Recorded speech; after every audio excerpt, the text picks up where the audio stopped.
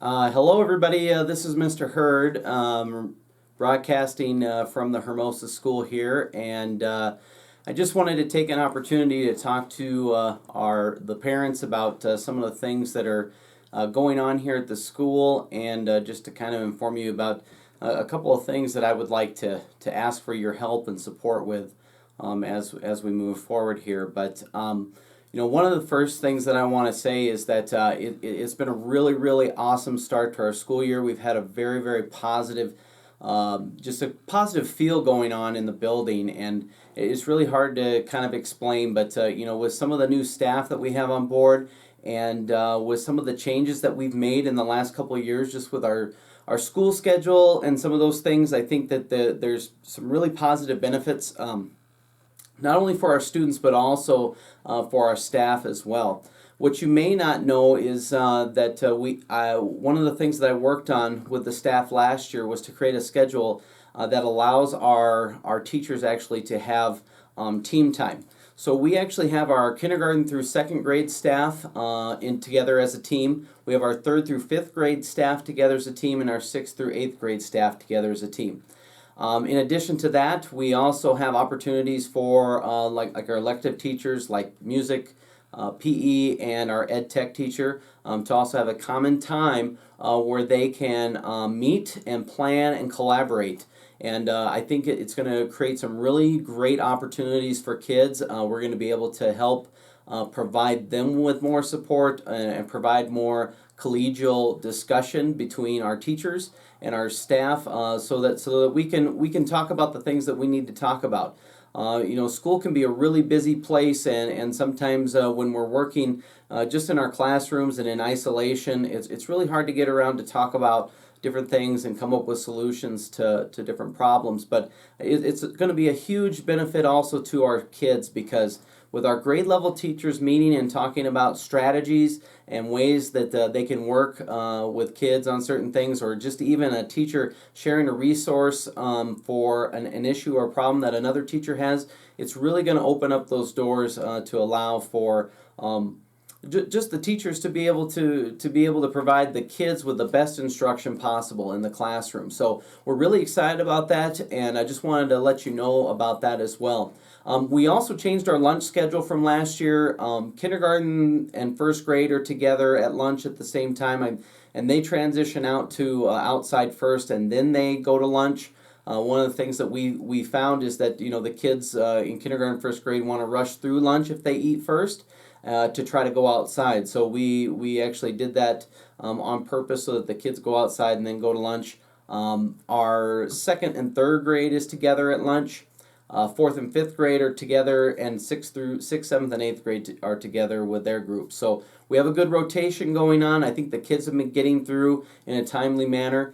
They should have 20 minutes at lunch, and they should have 20 minutes of recess during that lunch period. Now, I want you and I want the students to know that if they need to take longer than that 20 minutes to eat, they are more than welcome to take up to about 5 more minutes or so to eat if they need to. And if there's a situation where the kids we get behind in the line or something, we're certainly going to open up opportunities for them to be able to eat if they need to.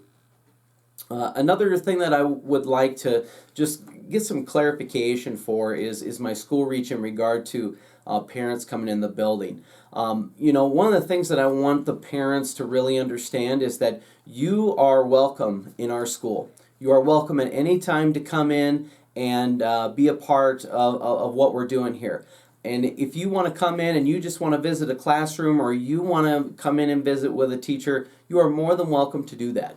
A couple things that we changed, which are a little bit different, is that in the morning I used to leave the door open just to allow parents to come and go.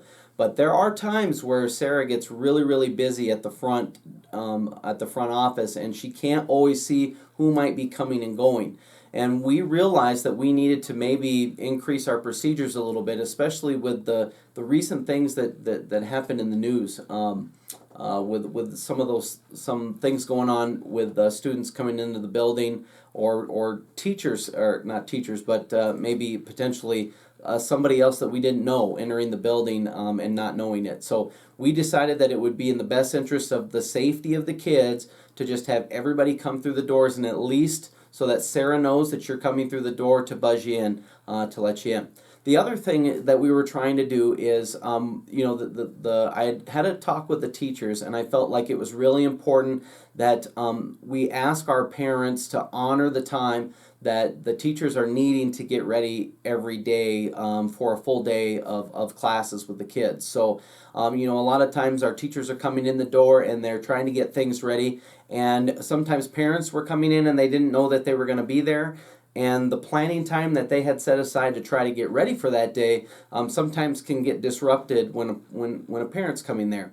And, deep down in their hearts, they want to be able to talk to you and help you and try to work through those things. But when they're also feeling rushed to try to get ready for the kids, they can't give you the time that they feel that you deserve as well. So the only thing that I really asked is that if it's possible, just please set up an appointment with the teacher, either by email or give us a call and let us know that, hey, I'd like a call back from this teacher to set up an appointment. So that way they're prepared for you coming in that day, and they can make sure that if they need to, they can stay later that night to make sure that they're ready for the next morning, so they can give you the attention that you deserve. So I think it's just a good courtesy. The last thing I want to talk about a little bit is in regard to our parent pickup procedure.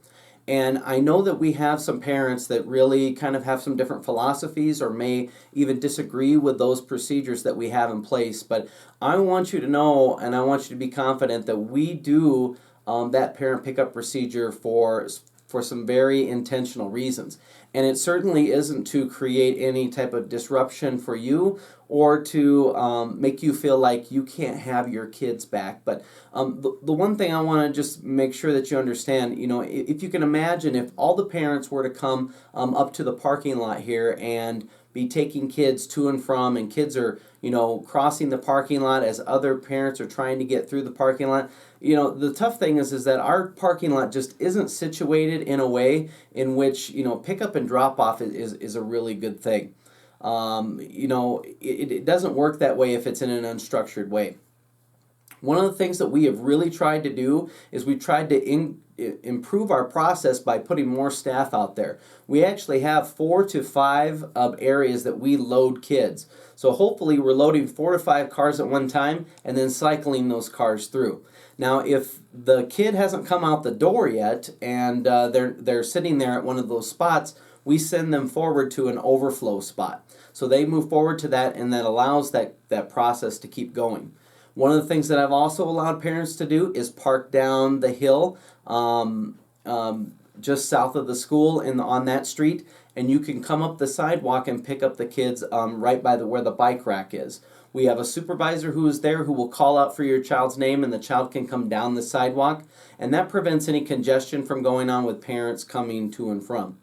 We also ask that nobody be on the playground during our parent pickup procedure, and one of the reasons is because it becomes a real distraction for the other kids that are standing in line. So they're paying attention to the kids playing on the playground equipment instead of hearing their name getting called out, which slows down the whole process. So we just ask that all students stay off of the playground equipment until after dismissal. Now, if you as the parent would like to come and you want the kids to spend time on that playground equipment, that's perfectly okay, but we need to do it after the parent pickup procedure. Now, on the east side of the building, I know last year we had parents that were picking up kids on the street. And just to prevent any congestion on that street as well, what we've asked parents to do is just park, if you're going to have the kids or pick up the kids, that you pick them up across the street. We're going to be escorting kids and walkers across that street. There should be a supervisor there escorting them over there, and that'll prevent any congestion from happening on that street where kids are crossing the street and parents are coming and going from there. The other thing that I want you all to know is that I think that our staff and even myself feel that our parent pickup procedure is an awesome way for us to get to know you and know your face and attach a parent face with the face of the child. We also get a great opportunity to touch base with you and get heart to heart. And even if we had to have a little small conversation, or one of the teachers needs to grab you to relay you just a little piece of information, it really helps with continuing good communication between us and you as the parent. So, and sometimes I do have a little bit of a hard time understanding, the concerns that the parents have with why we do our procedure. But, one thing I want to let you know is that I really believe in it. I think it's the right thing. We know that we're delivering your child to you and not to somebody else. We have had situations where other people have picked up the child and we don't know for sure if we should be letting the child go with that particular person because we've never seen them before.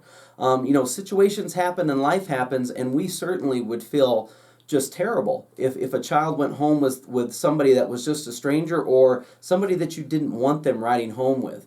So, please help me understand and communicate with me if you have any concerns or questions. I want to try to work through those situations with you. So, please, if you know of anybody who doesn't have access to a computer or whatever, please share this message with them. And I just want to open up those lines of communication. Last but not least, one of the things that I'm really trying to work hard on this year is maybe opening some doors to maybe some type of a parent coffee or some type of an opportunity for you to come in and visit with me about any concerns that you may have. I'm really wondering, what kind of attendance I might have at something like that, or maybe an afternoon session would be better.